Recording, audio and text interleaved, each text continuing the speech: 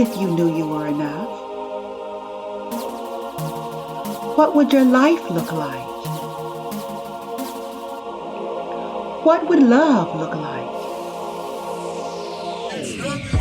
This is the Enough Factor broadcast, where we're redefining what makes you enough in life and in love. Now here's your host, Suzette Birnard. Welcome to my Enough Factor podcast. Each week, we endeavor to provide you with information, insights that will amplify 3 critical factors. I call them 3 critical factors of enoughness. They are your voice, your value, and your vision. If you're new, a hearty Southern girl, welcome.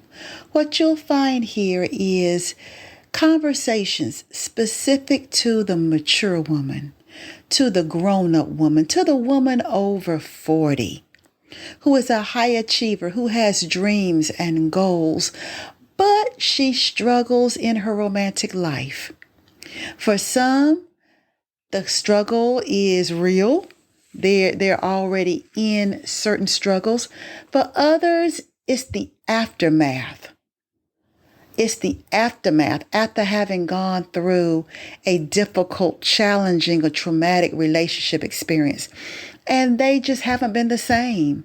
They feel like something's off. They're not the same. They're not as confident. They lost their mojo. Because I have been in both situations and have found my way out.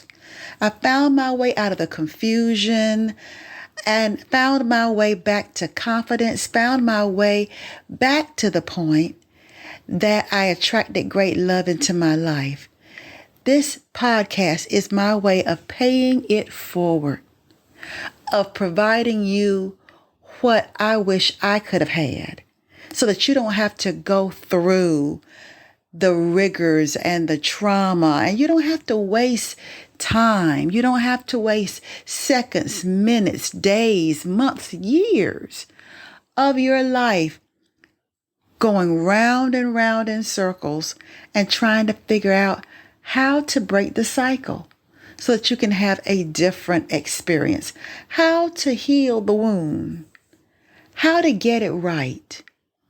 Right? And so for many people, it confirms what you already thought, but you didn't have evidence to back it up. So this podcast is to affirm you, to let you know that you're not alone, you're not crazy, that you are not the problem, that you are indeed enough.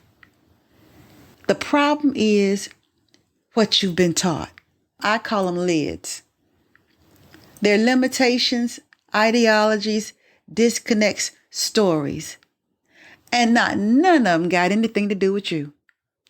There are things that you've been taught, you've been conditioned to believe, or ways of processing things. It's what your brain has tried to do. It's tried to make sense out of nonsense so it could protect you. And while it may have protected you at one season or time in your life, it's getting in the way now. It's keeping you from really experiencing the great love that your soul desires. And so this podcast is to help you to navigate the difference between the you that's holding you back, the you that's crying out for more, but you haven't quite figured out how to connect with the more yet. It's like you're in transition. You no longer want to stay where you were because it no longer fits. Yet you haven't gotten to where you're going, where you're being called to go. And so with this podcast, my hope is to help you make sense of the in-between and to offer you a way, a pathway to the love that's really calling out for you. The love that's saying there's got to be something better than this. The love that's saying, hey, I know I've been through a lot, but there's still a hope inside of me that true love really does exist. and that it's not too late for me. And so I want to support you in that. As a matter of fact, if you're new, you might not even know that I found love at 50. So that means for most of my adult life, I was wanting love, but didn't know how to get it. I wanted to have the love of a good man, but I didn't know how to recognize him.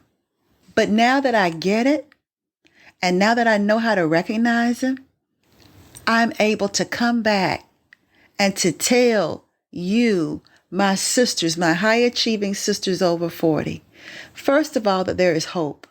And secondly, don't you dare settle. And today's episode will be no different. As a matter of fact, I want to let you all know that this is the final episode for season 4. If you've been following me for a while, you realize that most of my seasons of my podcast end somewhere around the 25th episode, somewhere in that ballpark. Well, this has been the longest season to date because in my heart, I have not felt like it was time for it to stop. And the beauty of having my own podcast is I get to decide, right? And so every time I thought, okay, this is the last episode, then something else would drop in my spirit that I felt like I needed to share on this particular platform. And so I have done it. And I think this one is the 38th episode, I want to say, or somewhere thereabouts. And finally, I'm feeling inside of me that it is time for this season to end. Concurrent with that, I want to talk about endings. Celebrating your endings. One of the reasons that I wanted to do this is because most recently I've had to acknowledge that another season in my life was ending. I thought it was going to run longer, but I had to acknowledge that it was time. It was time for that season, my energy and my effort. It was time for it to stop. It was time for it to come to an end. And so I wanted to share with you all how I knew it, because for some of you, you're trying to figure out, is this really the end? Should I put a period here or should I put a comma? Should I put a period here or should I put a colon? Meaning it's something that's still unfolding. Or whether this really is an end. I want to share with you some ways that I have known that a season, a relationship, an involvement, it was over. Now, sometimes you know it because you come to a hard stop. You know what it's like when you're driving down the highway? And there's one in particular in the local area where I live, where you have no other option but to get off that exit. The highway literally comes to a dead end. There is nothing else. No more highway, no more road. You got to get off right here. And sometimes that's how life does it. You're traveling along. And maybe you don't know that the road ends. All you know is it's the right road for now. And the only way you know that it's time for it to end and for you to take an exit is because it comes to a full stop where you have no other choice but to take the exit, or you have no other choice but to take that right turn. It's it. It's the end of the road. And you have no other choice. It doesn't matter how you feel about it, whether you were surprised by it, whether you think you were enjoying the road, you didn't know it was going to end, but it leaves no choice. You've got to get off. Sometimes that's the way you know that something's ended. Then other times, you know it's ended because something inside of you knows this is the end. Nothing really precipitated it. You were going along. You didn't even think about leaving. You didn't even think about it. You were here for it. You gave it 100%. You were completely engaged. There was nothing inside of you that even remotely thought about it ending or you leaving. But then you just happen to wake up one day or something happens and literally your insides say, this is it. Your part in this, whatever this is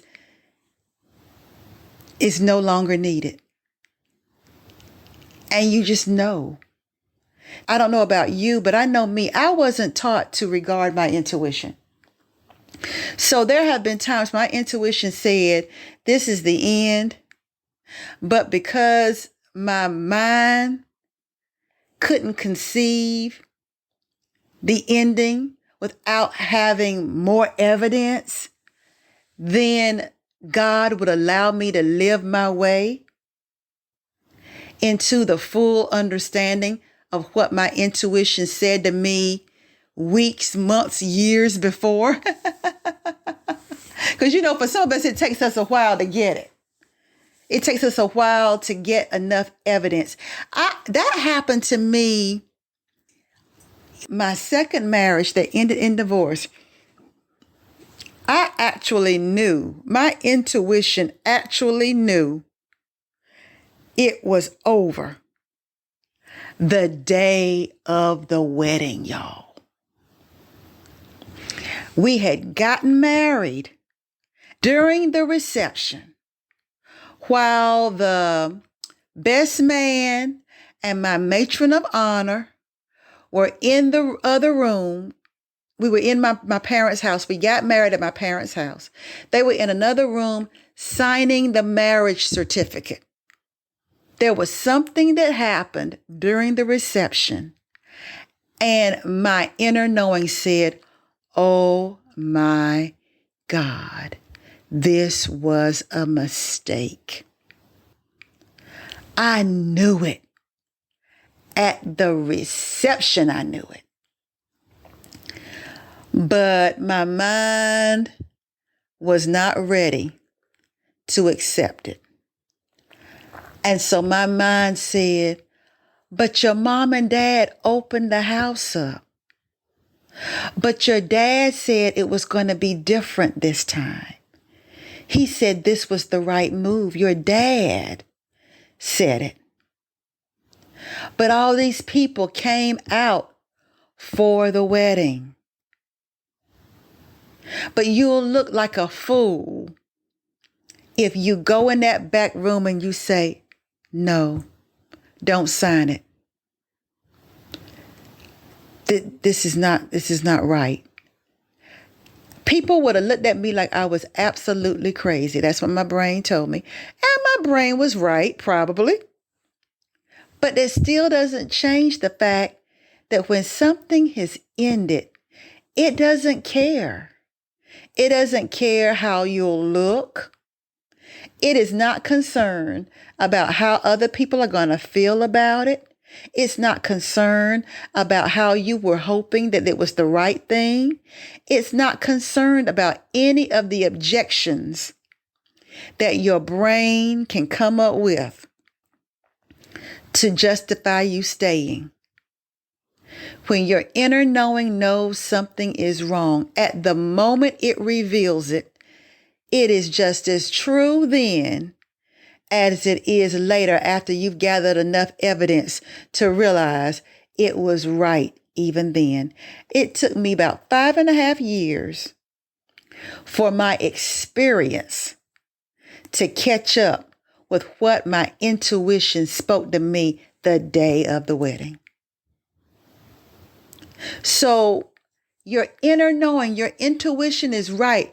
Whether you have lived your way to the fulfillment of it or to your understanding or feeling like you've earned the right now to really regard it, to really listen to it, my intuition was right. And so as I am getting older and wiser, I am learning to regard when my intuition says, it's over. Or at least it doesn't take me as long. It doesn't take me as long to give myself enough evidence so that I can wholeheartedly accept the ending and not feel like, are you possibly making a mistake? Or without second guessing it. I tend to arrive sooner than 5.5 years. Because, we need reasons. We need reasons to accept an ending. We need reasons. So, to kind of help you so that you don't end up taking yourself through unnecessary suffering, unnecessary falling out with people, so that you can see the signs. It's kind of like what I was talking to my son about the other day. He and I went out to celebrate his birthday. And I told him, I said, when you live for a while in an area, like, for instance, growing up in the South, in the beginning, my parents had to tell me, get your umbrella because it's going to rain. I was like, how did they know that? I was growing up, I was like, how did they know it's going to rain? But then after spending some time, I started really noticing the signs that it was going to rain. A few of those signs were I could smell it. I could smell the rain before it even manifested. I know somebody else out there's like, yep, I can smell it. As you get older, some of us can feel it in our bodies. You know that knee starts hurting right before it's going to rain, or your shoulder starts hurting because that right knee is aching, or that left shoulder is stiff. So I know it's getting ready to rain. Other ways I can tell. The clouds, you start looking up and you see the clouds start looking different. And you say, it looks like it's going to rain. And then another way is the wind. The wind. You notice that the wind through the trees, the way the trees are moving, a storm is coming because of that wind. And so I want to offer you some signs that I've gathered that have helped me with being able to know, an ending is coming. One very valuable one for me is when I no longer have the grace to continue. That's when I know it's the end. Even though my intuition told me 5.5 years prior, I believe I was given grace to live my way to the understanding that my intuition was right.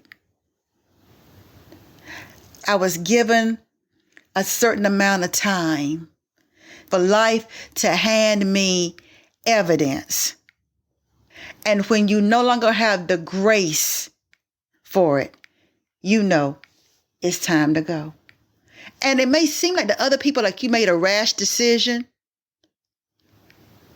but all the time, the universe, God was giving you grace to live your way to the understanding.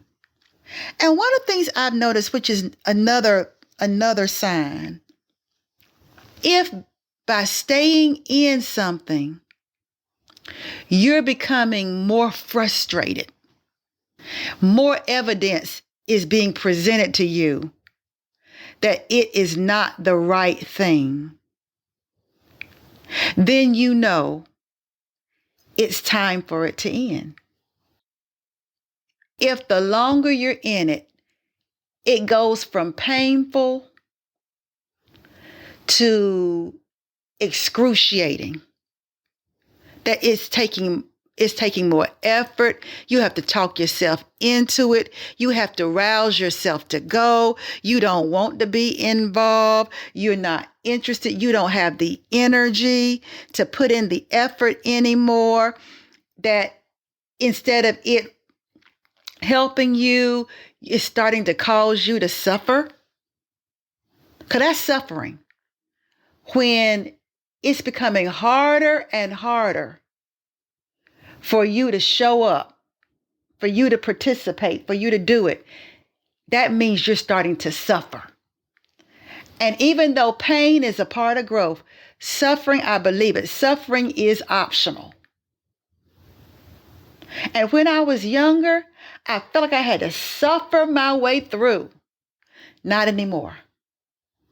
With age and getting to know myself better and becoming wiser about what's right for me and understanding that I can be trusted and that I don't have to prove anything to anybody, I'm learning, wait a minute, I'm starting to suffer now. It's starting to be like suffering for me to show up. It's starting to be suffering. Oh, no, not going in the right direction. So that's another way that I know it's an ending. A third way that I know it's an ending is when I no longer feel welcomed. When I show up authentic in my growth.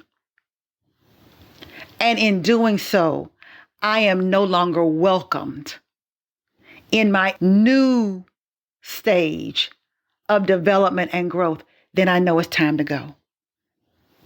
Then I know it's time to go. It's the end. One of the things I told my husband recently, which is a fourth thing, is when you're meeting resistance. I used to think that when you're meeting resistance, that means you are doing it right, power through. And maybe with some things, that's true, because you know that what you have been praying for, what's calling you, is on the other side. If you know that greater is on the other side of the resistance, then yes, you do power through. But then there are certain brick walls that you come up against in the form of resistance. And no matter how you scale that wall, no matter what you do, you cannot find a way to exploit that wall. That wall is not moving. It is not moving. You can tell that mountain to move, and it will not move.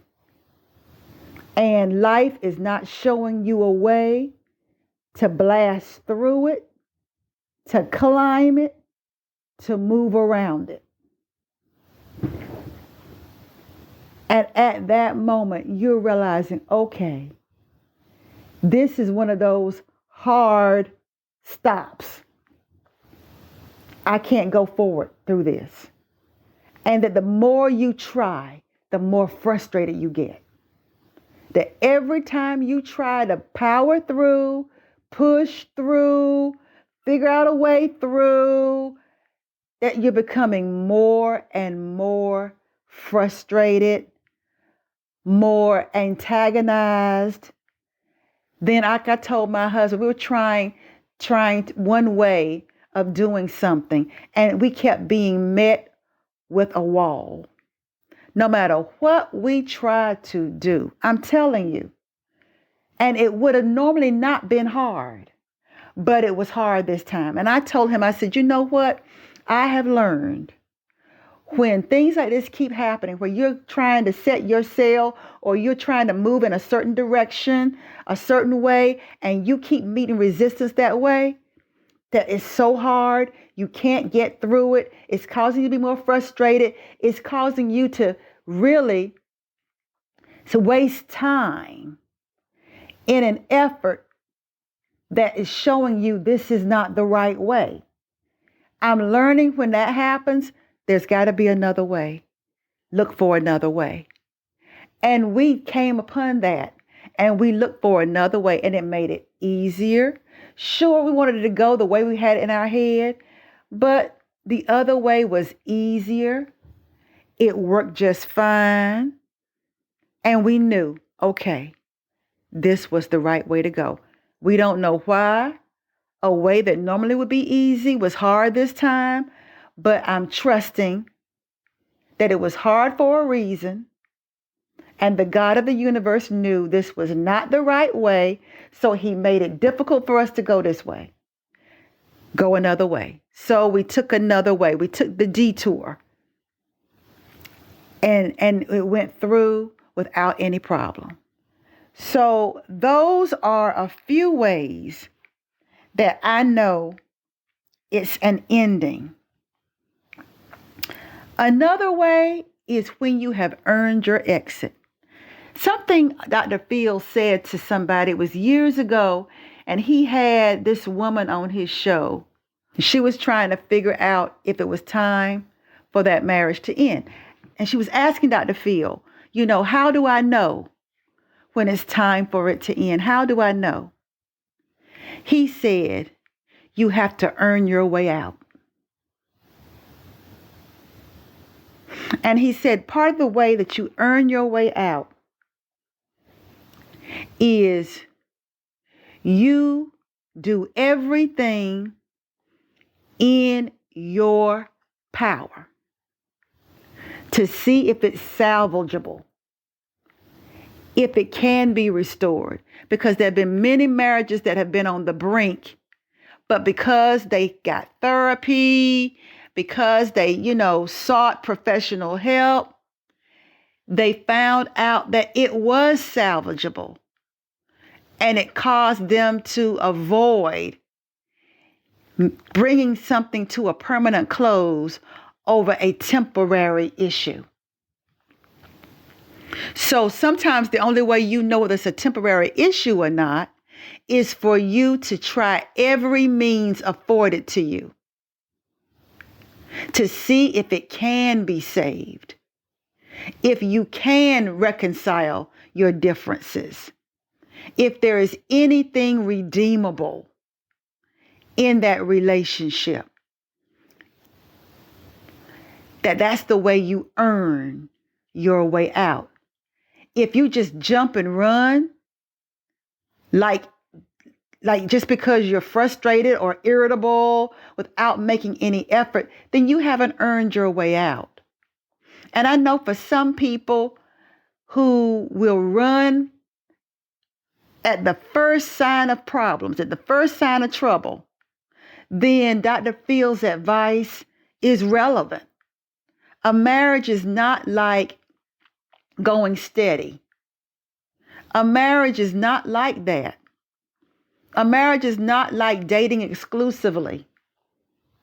A marriage is a commitment that you said, till death us do part. And so because of that kind of commitment, it deserves for you to feel like I did everything that I could.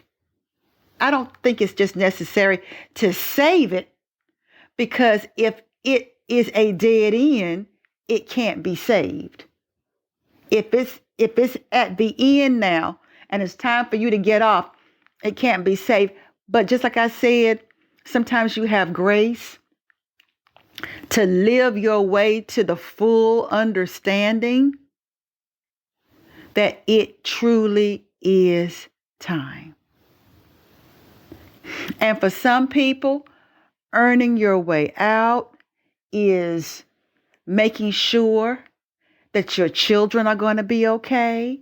Maybe the family going to therapy so that they can compassionately transition from mama and daddy living together and involve the children in so that they don't have to suffer with a decision that you worked your way through, but didn't give them the same dignity to work their way through it too, to get some professional help so that they can make the transition without having scars and trauma and acting out and all these other things that tend to happen. Sometimes that's earning your way out. Other times earning your way out is you're no longer intimidated by him, that you're no longer connected emotionally, socially, spiritually, mentally to this person, that you now have your own agency. Maybe earning your way is maybe you depended on him. You were a stay-at-home mom or a stay-at-home husband, and maybe earning your way is you now doing what you need to do to get a job so that you can take care of yourself. You know, maybe earning your way out is mediation. And so that makes sense. Sometimes you have to earn your way to the exit. And for me, even that example where I was saying that I knew, my inner knowing said it's time, right? The reason my inner knowing knew it was time and I was completely invested in my exit was because I was noticing, like I said, like when you know it's going to rain, I was noticing the clouds gathering. I was noticing the change in the wind. I was noticing the smell of rain. All these things that I knew were signs it was time for it to end. I was already picking up on those things. I was already praying about those things. I was already allowing myself to experience it authentically. Not me trying to come up with reasons, but just allowing it to speak to me without me resisting it, to understand, right? And so that's what happened. No muss, no fuss, no big nothing. I knew that I had come to the end. I earned my way to the ending. Isn't that better? All endings should not have to be dramatic or traumatic. Some endings, just because we are adults, we're grown folks, we realize, you know what? This is the end. And I wish you well. I wish you the absolute best. No, nothing long and drawn out. That's where I want to end it. There's some things that come to an end, just like this year, 2022. For all that it was, for all that it was not, for the heartache, for the pain, for the triumphs, for the celebrations, for the endings, for the deaths, for the births. All that 2022 was, it is coming to an end. And I just offer to you, as this season 4 of my podcast is coming to an end, I just encourage you to bring this year to a close with grace. Let grace meet your ending. Regardless of how things ended, I'll always say to God, but God, you knew it was going to end that way, and you let it happen anyway. And so I have to accept what you allowed, because you're so much wiser than I am. And when you can say that, it helps you to make your peace with it a whole lot quicker.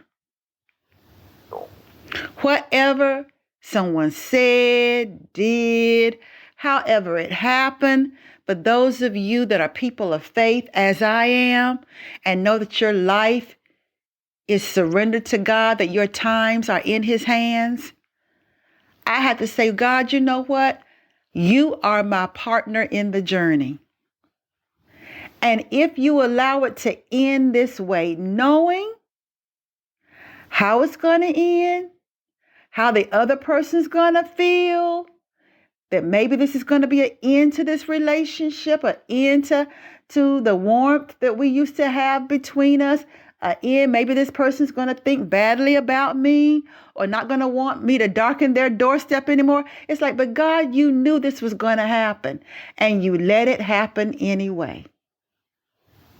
Then I have to accept what you allowed.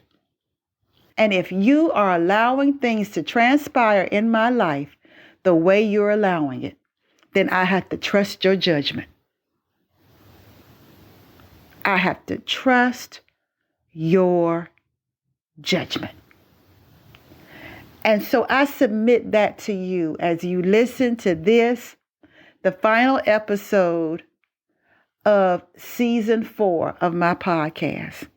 If you've been holding on to something and life is trying to pull it out of your hands, trust it, let it go, and trust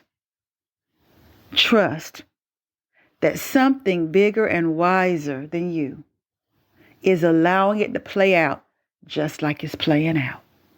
The only person you are responsible for is you, and walking humbly before your God. That's it. That is it. So with that said, thank you for riding with me to this point. Look for season 5 in 2023. For those of you who want to continue with me, I invite you to my Relationship Talk Tuesdays with Suzette. As the name suggests, it happens every Tuesday at 12:30 p.m. Eastern Time. I simulcast from my Facebook page and from my Instagram. So if you'll look in the description section of this episode, it shows you how to connect with me. For that, I'll make sure that information is there. And just join me for my Relationship Talk Tuesdays with Suzette every Tuesday. That's going to continue. It's video, right? It's live. And if you can't listen at 12:30, then you can always listen to the replay. If something that I'm saying resonates with you, let me know in the comments. I always check them, and I will look forward to our dialoguing. I'll look forward to interacting with you. Okay? So until next season, I want you to always remember this very thing, that you are 100% worthy. You are 100% worth it. You are 100% enough. Bye now. You have just listened to the Enough Factor podcast with your host, Suzette Bernard. To get notified of new episodes or to dig deeper into today's topic, become a subscriber. And while you're at it, tell us how we're doing and what topics you're interested in. We appreciate your feedback and your reviews. Until next time, remember, you are worthy, you are worth it, you are enough.